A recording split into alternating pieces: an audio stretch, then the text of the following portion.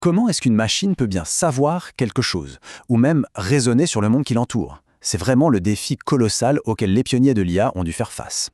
Aujourd'hui, on va explorer comment ces premières intelligences artificielles ont été conçues pour penser, en essayant de traduire tout le savoir humain dans un langage que les ordinateurs pouvaient enfin comprendre.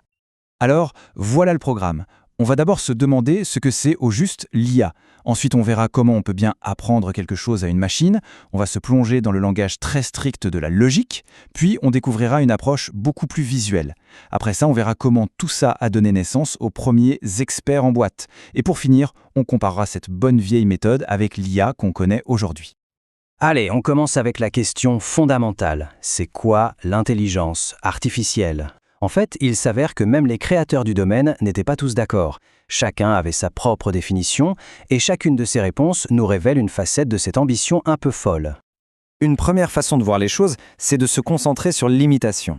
L'idée est presque simple. Si un humain peut le faire, est-ce qu'on peut programmer une machine pour qu'elle le fasse exactement de la même manière ? Il s'agit vraiment de reproduire ces processus mentaux qu'on utilise tous les jours, la plupart du temps sans même s'en rendre compte. Une deuxième approche, elle, est beaucoup plus pragmatique. Ici, on oublie un peu l'idée de copier la pensée humaine pour se concentrer sur une seule chose, le résultat, la performance. La question devient alors, est-ce qu'une machine est intelligente si, pour une tâche précise, elle obtient des résultats aussi bons ou même meilleurs qu'un être humain ? Et puis, il y a la vision la plus ambitieuse, la plus folle peut-être. Ici, le but ultime n'est rien de moins que de recréer une conscience. Ou du moins quelque chose qui y ressemble très fort. Une machine qui pense, qui voit, qui entend. C'est ce rêve quasi philosophique qui a été le véritable moteur de décennies de recherche. Et attention, ces idées ne sont pas du tout restées de la pure théorie. Loin de là. Dès 1950, le grand Alan Turing imaginait déjà la machine pensante. En 68, le premier système expert est devenu une réalité. Et puis, bien sûr, il y a eu ces moments emblématiques que tout le monde a en tête, la victoire de Deep Blue d'IBM contre le champion du monde d'échecs Kasparov, puis, bien plus tard, celle d'AlphaGo au jeu de Go. Des moments qui ont vraiment montré au monde entier ce dont ces machines étaient capables. Bon, maintenant, on rentre dans le vif du sujet. Une machine intelligente, c'est bien, mais si elle ne sait rien, elle ne sert à rien. Le vrai casse-tête, c'était ça. Comment est-ce qu'on peut bien encoder le savoir du monde réel, qui est complexe, ambigu, plein de nuances, dans un format qu'un ordinateur peut traiter ?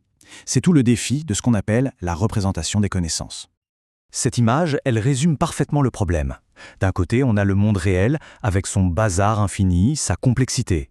De l'autre, on a un ordinateur qui, lui, ne comprend que des choses bien carrées, des 1, des 0, des données structurées, des instructions logiques. Tout l'enjeu, c'était de construire un pont solide entre ces deux univers. Et voilà la définition un peu plus formelle de ce fameux pont. L'idée, c'est de créer un langage interne, un modèle symbolique de la réalité.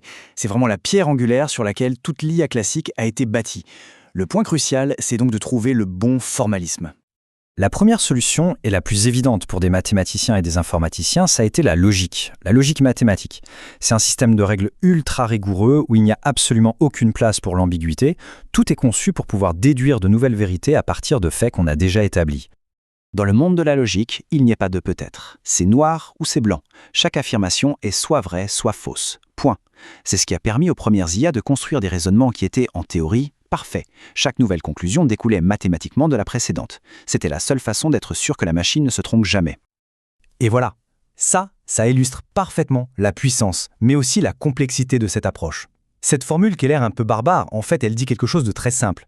Pour n'importe quelle personne X, si cette personne n'est pas vaccinée, alors il n'est pas vrai qu'elle n'est pas malade, autrement dit, elle est malade. C'est d'une précision absolue, c'est puissant, mais il faut bien l'avouer, ce n'est pas super intuitif pour un cerveau humain.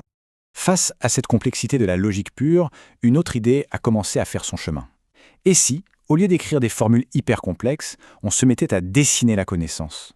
Et si on la représentait sous la forme d'une sorte de carte, avec des concepts et des relations qui les lient entre eux ? Alors là, le contraste avec la formule d'avant est saisissant. Fini la ligne de code abstraite et place à un schéma tout simple, on a un concept, chat, une relation est posée sur, et un autre concept, tapis. C'est compréhensible instantanément, que ce soit pour nous ou pour une machine qui est programmée pour lire ce genre de diagramme. Les avantages de cette méthode y sont assez évidents. D'abord, ça donne une vue d'ensemble, une sorte de carte mentale du savoir. C'est aussi beaucoup plus proche de la façon dont on organise les données dans une base de données, par exemple. Et surtout, ça sert de pont, de langage commun entre la logique froide de la machine et la compréhension beaucoup plus intuitive de l'humain. Bon, on a vu comment stocker la connaissance. Maintenant, passons de la théorie à la pratique. Comment est-ce qu'on utilise tout ça, que ce soit sous forme de logique ou de graphe, pour résoudre de vrais problèmes?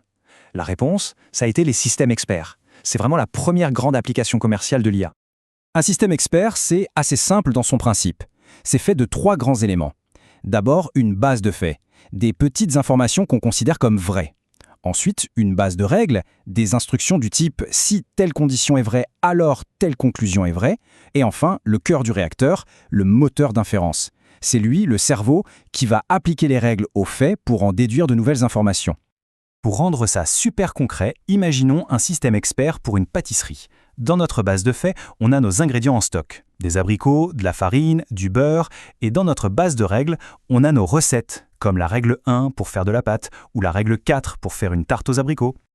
Allez, suivons le raisonnement de la machine pas à pas. Le but, faire une tarte aux abricots. La machine regarde la règle R4. Pour ça, il lui faut 2 choses. Des abricots et de la pâte. Elle regarde dans sa base de faits. Abricots, c'est bon, on a. Pâte, non, pas en stock. La pâte devient donc son nouvel objectif. Pour faire de la pâte, il faut la règle R1. Farine, beurre, œuf, sel. La machine vérifie à nouveau ses faits. Farine, ok. Beurre, ok. Sel, ok. Mais il manque les œufs. Et là, tout s'arrête. La règle R1 ne peut pas être appliquée. Et si on ne peut pas faire de pâte, la règle R4 échoue aussi. La conclusion tombe froide et logique. Pas de tarte aux abricots aujourd'hui. Cette approche, qui est basée sur des règles très explicites, écrites à la main par des experts humains, c'est ce qu'on appelle l'IA symbolique. Elle a vraiment dominé le domaine pendant des décennies, mais elle est fondamentalement différente de l'intelligence artificielle qu'on connaît aujourd'hui, celle du machine learning. La différence entre les deux est vraiment fondamentale. D'un côté, l'IA symbolique, c'est comme un manuel de règles. On lui donne toute la connaissance et toute la logique à suivre et elle applique. De l'autre côté, l'apprentissage automatique, c'est plutôt comme un élève. On ne lui donne pas les règles, on lui donne des tonnes et des tonnes d'exemples. Et c'est à lui de découvrir les règles tout seul, en trouvant des motifs dans les données. Pour résumer, l'IA classique, c'était une entreprise absolument monumentale. C'était une tentative de déconstruire la pensée humaine, de la disséquer, de la formaliser en logique et en règles, pour ensuite la reconstruire brique par brique à l'intérieur d'une machine. Et tout ça, ça nous amène à une question qui est essentielle pour aujourd'hui. On est passé d'une IA qui appliquait sagement les règles qu'on lui donnait, à une IA qui découvre ses propres motifs, ses propres règles, des règles qu'on ne comprend pas toujours nous-mêmes. C'est le passage du connu à l'inconnu, et c'est peut-être ça le plus grand tournant de toute l'histoire de l'intelligence artificielle.